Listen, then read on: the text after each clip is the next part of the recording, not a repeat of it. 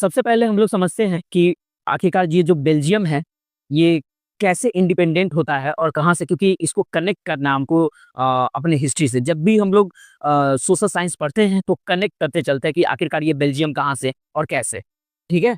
तो सबसे पहले यहाँ पे अगर आप देखें तो बेल्जियम जो है, हम लोग चैप्टर नंबर 1 जो हिस्ट्री में पढ़े थे, उससे कनेक्ट करने की कोशिश करेंगे कि बेल्जियम उस समय में अगर आप देखें तो जब नेपोलियन का एक्सपेंशन हो रहा था, ठीक है? जब नेपोलियन फ्रांस का को अपने आप को एम्परर घोषित करता है, तो वहाँ पे बेल्जियम को भी वो एनेक्स कर लेता है। लेकिन बाद में जाकर के आप देखेंगे तो जो नेपोलियन की जब हार होती है, 1813 में बैटल ऑफ लिप्जिंग होता है, उसके बाद फाइनली 1815 में बैटल ऑफ वाटरलू होता है, जहाँ पे उसको डिफीट कर दिया जाता है। और डिफीट किसके द्वारा किया जाता है? तो आपको पर कंट्री के द्वारा किया जाता है। आप यहाँ पे इसको लिख लेंगे, पर कंट्री हो गया यहाँ पे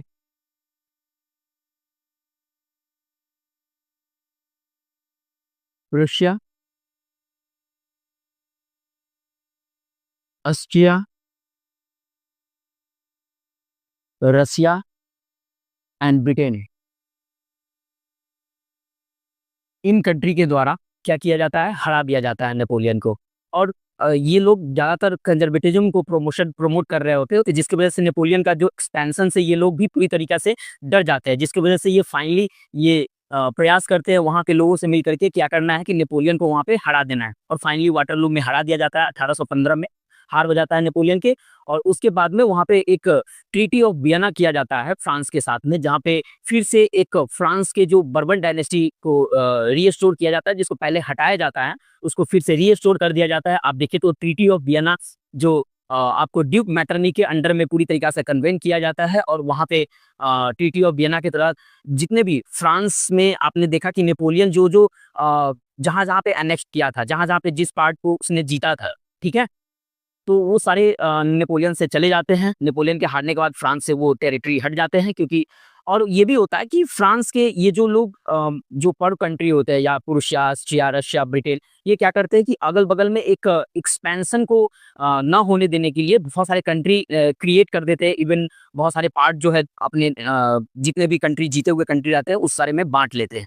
अगर आप देखिए तो जो नॉर्थ वाले पार्ट में एक किंगडम ऑफ नीदरलैंड बनता है, जिसमें आपको बेल्जियम, यहाँ पे अगर आप ध्यान दें तो बेल्जियम उसी पार्ट में आपको देखने को मिलता है।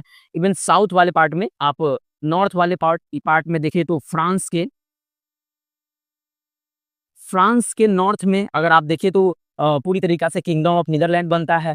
और वहीं पे बेल्जियम वाला जो पार्ट है इंक्लूडेड रहता है। इवन साउथ वाले में आपको जो जेनेवा वाला पार्ट रहता है, वो सार्डिनिया, पिडमोंट रीजन में चला जाता है।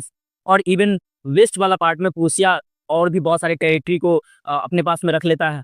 इवन पार्ट ऑफ सैक्सोनी वाला पार्ट रख लेता है। इवन ऑस्ट्रिया में अगर आप देखें तो जो नदर्न इटली वाला पार्ट होता है, वो ऑस्ट्रिया के पास चला जाता है। रसिया के पास पार्ट ऑफ पोलैंड चला जाता है।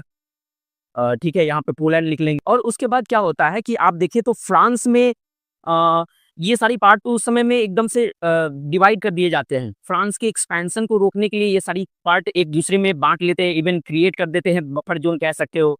इसके बाद आपको फ्रांस में एज ऑफ रिवॉल्यूशन कहा जाता है 1830 से लेकर के 1848 तक। उसमें होता क्या है कि जुलाई रिवॉल्यूशन होता है।